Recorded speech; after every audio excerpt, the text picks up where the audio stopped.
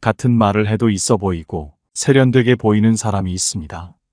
이런 사람들은 입만 열어도 사람들을 끌리게 만들고 다른 사람들에게 인정받기까지 합니다. 이런 사람들은 어떻게 말하길래 같은 말도 세련되게 하는 것일까요?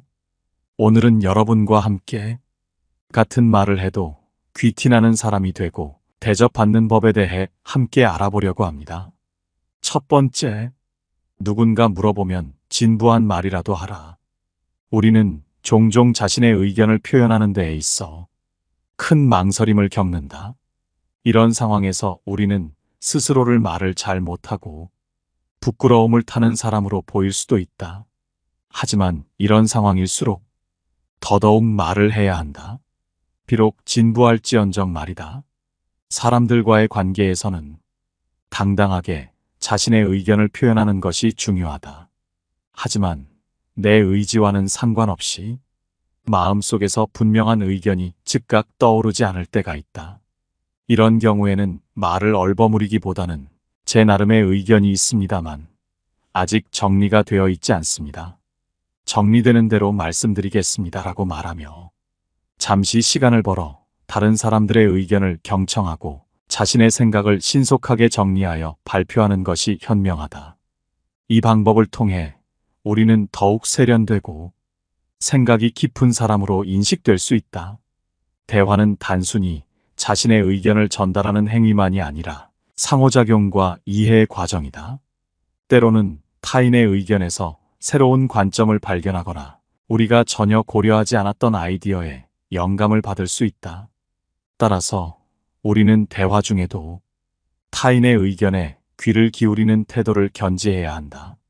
말 잘하고 세련된 사람들의 특징은 특별하지 않고 누구나 조금만 신경 쓰면 할 수 있는 것이다. 두 번째, 단순하게 말하라. 입만 열면 사람들이 집중하고 많은 사람들의 주목을 이끌어내는 사람은 생각 외로 많은 말을 하지 않는다. 그들은 많은 사람들이 주목하는 중심에 서지만 생각보다 굉장히 적은 말로 사람들을 휘어잡는다. 그들이 지닌 능력은 바로 하고자 하는 말을 명확하고 간결하게 표현하는 것이다. 복잡하지 않은 말로 자신의 생각을 전달하고 더욱이 소통의 질을 높인다. 인간관계에서 아주 쉬운 방법으로 자신의 의견을 분명하고 간단하게 전달하는 사람들의 매력은 상당하다.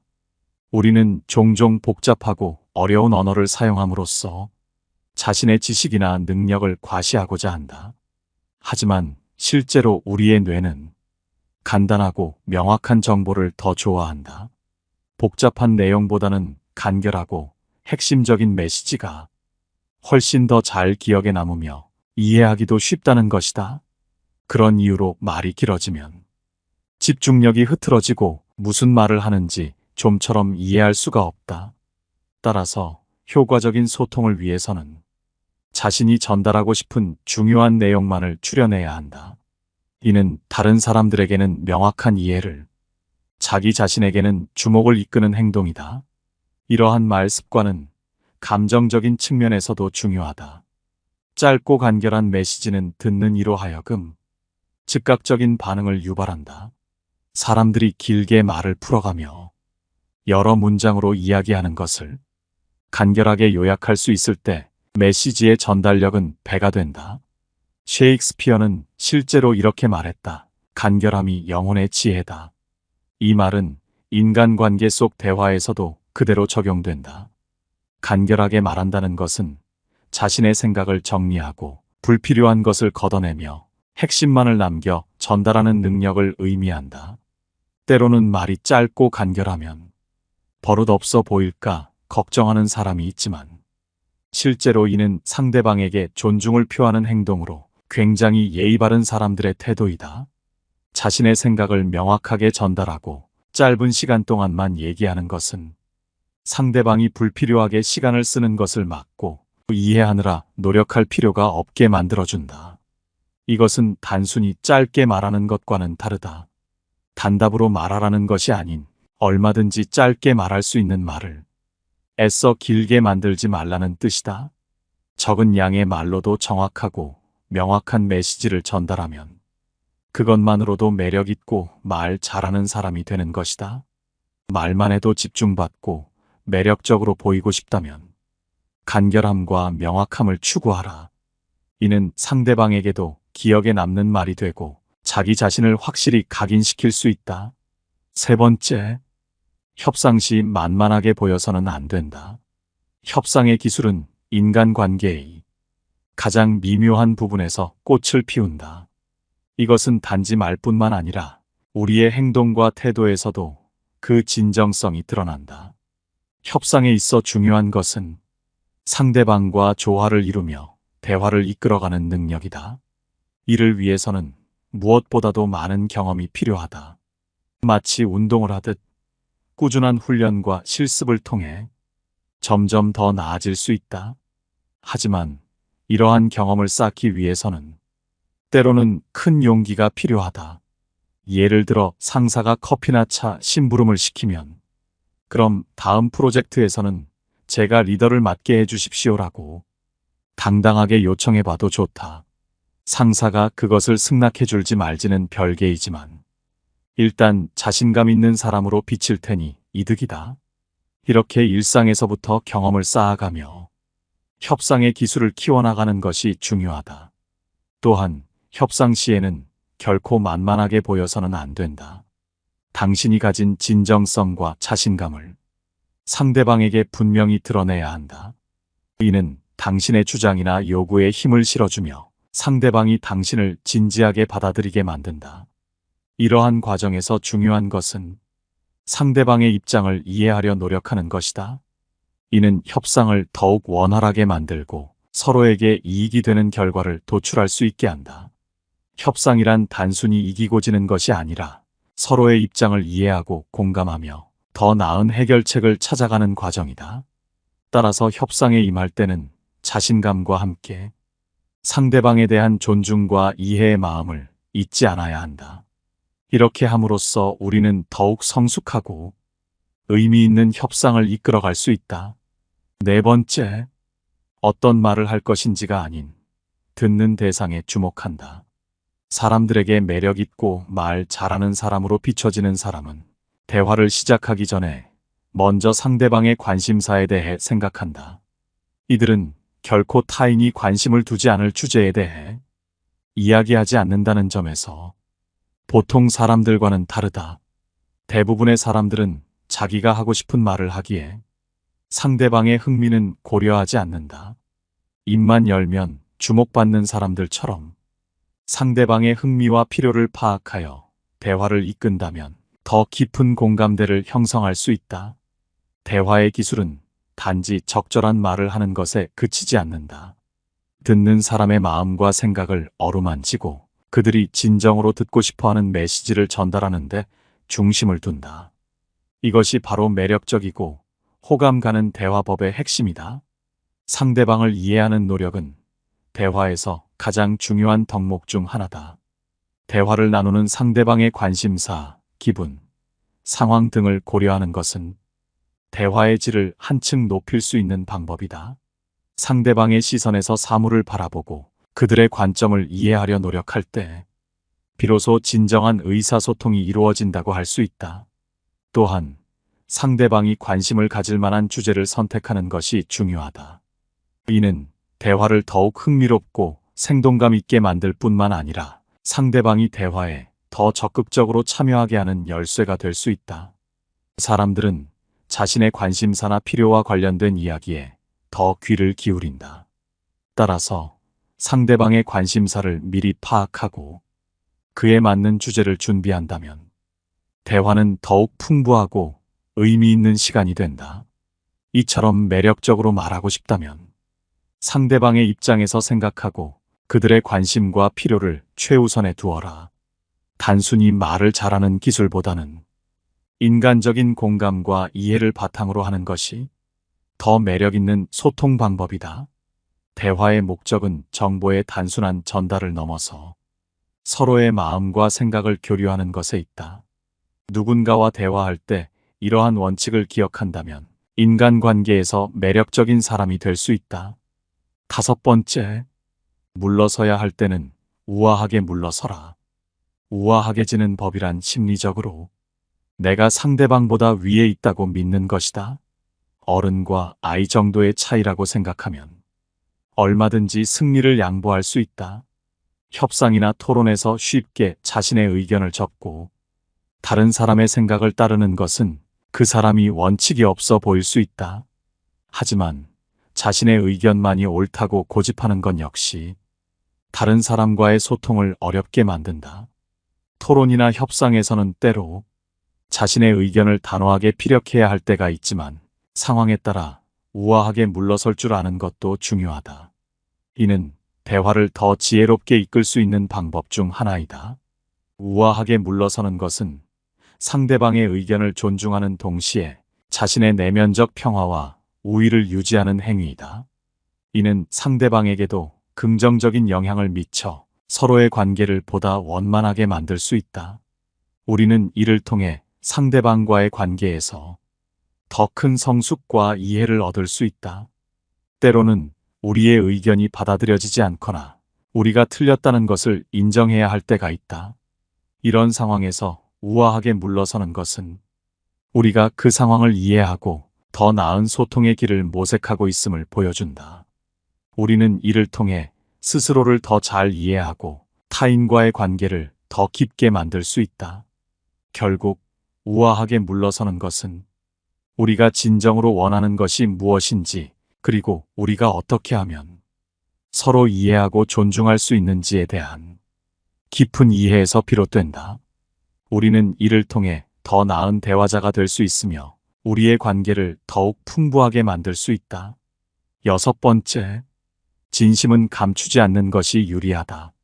진실과 진심을 감추는 일은 마치 물속에 돌을 숨기려는 것과 같다. 아무리 깊이 숨겼다 해도 결국은 물이 흐르고 시간이 지나면 그 모습을 드러내게 마련이다. 이처럼 진실과 진심은 감출수록 더욱 분명하게 드러나는 성질을 가지고 있다. 따라서 우리는 어설프게 감추기보다는 차라리 당당히 드러내는 것이 더욱 지혜로운 선택이라 할 수 있다. 이와 같이 오하이오 주립대의 수전 클라인 박사가 연구한 바에 따르면 직면한 문제에 대하여 솔직하고 담백하게 대응한 기업들이 그렇지 않은 기업들보다 더 높은 신뢰를 얻은 것으로 나타났다.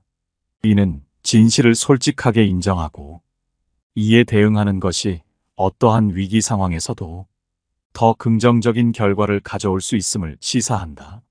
진심을 담백하게 드러내는 것은 개인과 조직에 있어서도 마찬가지로 중요하다.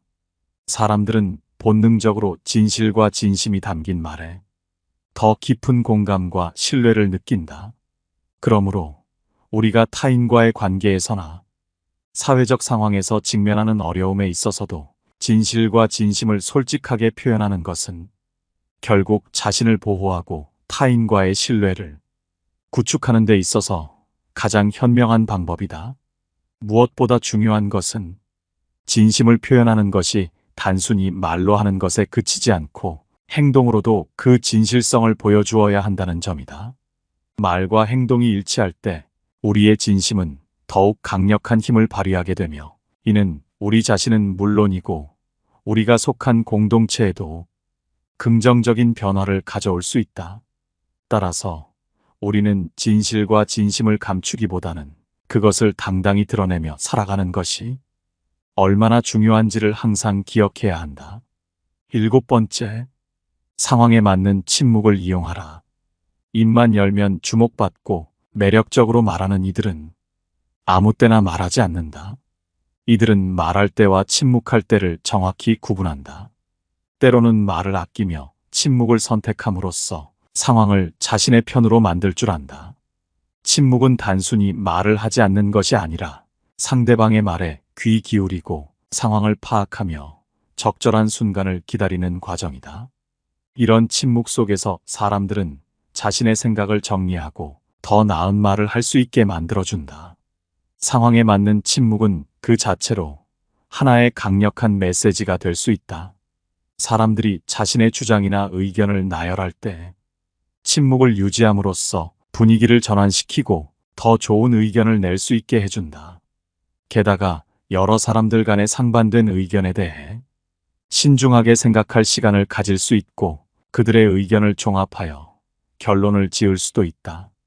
또한 이런 침묵은 자신의 말에 무게를 실어주며 더 큰 영향력을 발휘하게 만든다. 때로는 아무 말도 하지 않음으로써 더 큰 의미를 전달할 수 있으며 인정받는 사람이 되게 해준다.